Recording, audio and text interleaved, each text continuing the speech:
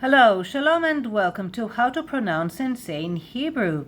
And in this lesson, word of the day, Milat Hayom, how to say language and languages in Hebrew.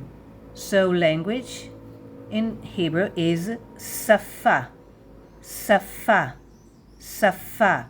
You see that the dot is on the left. It's not on the right. On the right it says that it is sh, but on the left it says that we pronounce it s, like sin, samech, s. So safa, safa.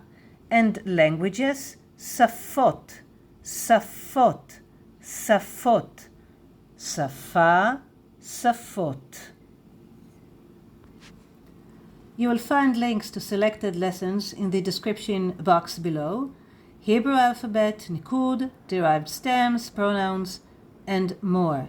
And until next time, להתראות בקרוב. See you soon.